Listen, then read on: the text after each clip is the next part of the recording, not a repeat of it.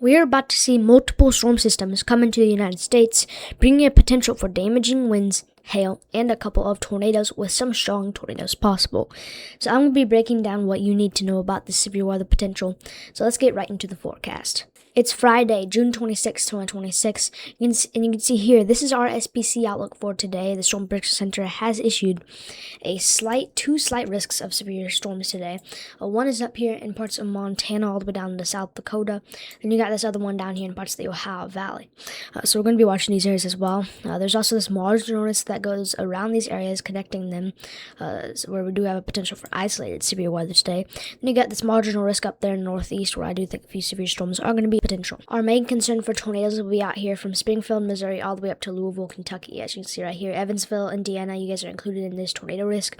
I do think a few tornadoes will be a potential.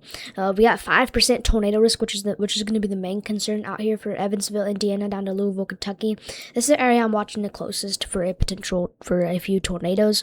I don't think a strong tornado is going to be a big concern though with this, as there is actually morning convection moving through these areas, which could make it so that the atmosphere is more stabilized and not unstable, which might make it so it doesn't have a strong tornado threat.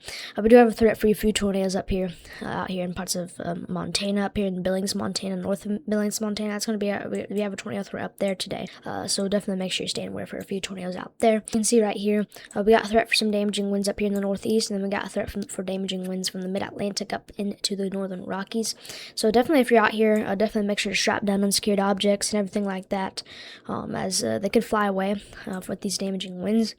We do have a 15% wind risk out here from northeastern Oklahoma all the way up into parts of Kentucky, so we're going to have to watch that 15% wind risk. That's going to be the main concern for wind today.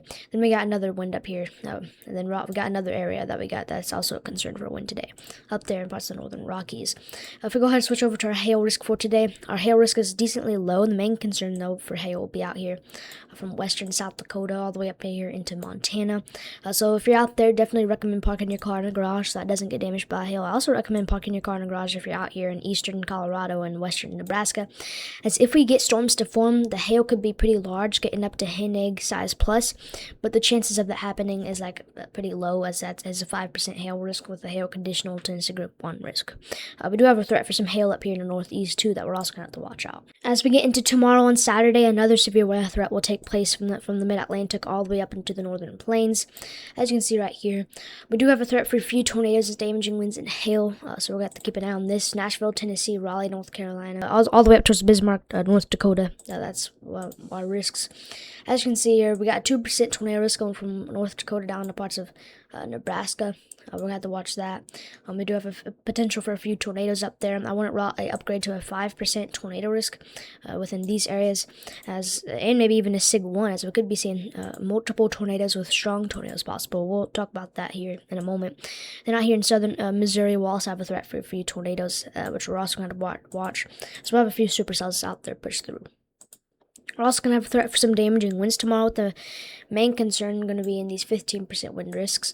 The main concern, though, is going to be in parts of the northern plains, as there's a 15% wind risk with a SIG 1, meaning that we could be seeing winds 75 miles per hour or potentially even more. So definitely, if you're out there in the Bismarck, North Dakota area tomorrow, make sure you're strapping down unsecured objects so they don't fly away. We're also looking at a threat for large to very large hail tomorrow, mainly within these areas. So also consider parking your car in a garage so that doesn't get damaged by hail. We also do got a threat for maybe quarter-size hail going all the way down to Nashville, Tennessee tomorrow. Sunday, the severe weather threat will continue. Probably won't be much of a tornado day, but I think it will be a pretty big damaging wind day out here, as you can see here. There's a slight risk out here for parts of northern Minnesota and eastern North Dakota, so we'll have to keep a very close eye on this. Alright, so let's go ahead and switch over to the future radar for today. So out here in the Ohio Valley, you can see that we have a lot of rain pushing through here. This is likely going to lead to some flooding out here if you're in these areas, which is why we have a threat for excessive rainfall. It's going to have a lot of rain push through, so definitely if you're out here, be prepared for flooding. So if we push up the future radar some more, see the main storms will really start to get their act together around 4 or 5 p.m. Eastern. We'll get some storms to form out there in northeastern Oklahoma, parts of Missouri, up over there into Illinois and Indiana. And these could be producing damaging winds, hail, and a potential for maybe a tornado. So we're going to have to watch these very closely. The main concern for a few tornadoes will be out within these areas, though. So we'll have to keep an eye on that. So definitely if you're out there, be staying highly weather aware today. And then you got these storms out here in southern Missouri and northeastern Oklahoma. If you're out there in Tulsa, I'd definitely be watching around 7 p.m. for maybe a storm to hit you, or 8 p.m. So yeah, we'll keep an eye on that there. And then Louisville, Kentucky, be aware for a few storms, maybe around 10 p.m. Eastern. You can see the time is at the bottom left of the screen there. So yeah, and we're gonna still get these storms to continue to push through here as we get into midnight Eastern out here. We'll continue to have these storms potentially out here in Oklahoma, producing damaging winds, hail, and maybe even a tornado threat. So we'll have to watch those very closely. As we get into early morning hours of tomorrow, these storms out here in Oklahoma should continue. Then out here in parts of the Ohio Valley as well, we'll continue to get our storms out there. I do think it could be a pretty big flooding threat out here in Ohio Valley today. But notice how some of that spin goes all the way back to some of our storms out there in northeastern Oklahoma. We're going to have to watch those storms out there around Tulsa, Oklahoma today, as I do think it may be a isolated brief spin-up tornado will be a potential. So there is a decent amount of spin in the atmosphere out here today, so when some of these storms out here could be producing a potential for tornadoes. We're also going to have some storms out here in the Rockies that we can't forget about. As you can see right here, they're going to start forming, producing a potential for mainly damaging winds and hail. But a few storms are also going to form out here in the Billings, Montana area. These storms could be producing a potential for all hazards, including a potential for a tornado. So we'll have to watch some of those storms out there in Montana, maybe for a isolated brief spin-up tornado. I do not think it's going to be that big of a concern, but Rapid City, South Dakota, be watching for a storm around 9 p.m. Eastern.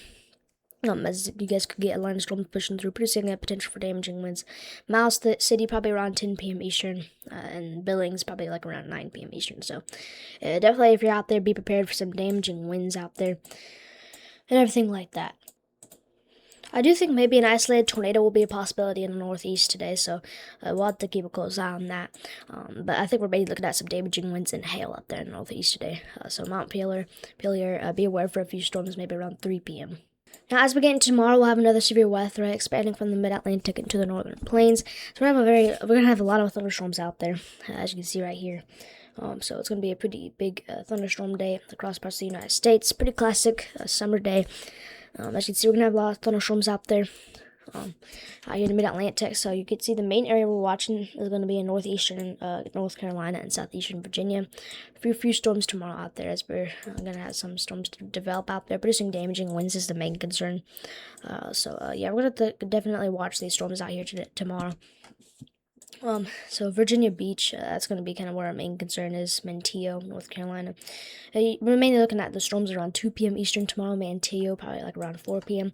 But we also got to watch maybe for a few storms out here in southern Ohio to produce some smaller hail and some gusty winds. Then out here in the northern Rockies tomorrow, we've got to be watching for a potential for some damaging winds, hail, and maybe even a few tornadoes. There is a pretty decent amount of spin out here, so we do got enough spin for these storms to produce tornadoes, so we'll have to watch that. Going over to significant tornado parameter values, there is a pretty decent amount of significant tornado parameter values going from western Nebraska all the way up into North Dakota. So I do think that this tornado risk could be upgraded to 5%, as it is looking pretty concerning.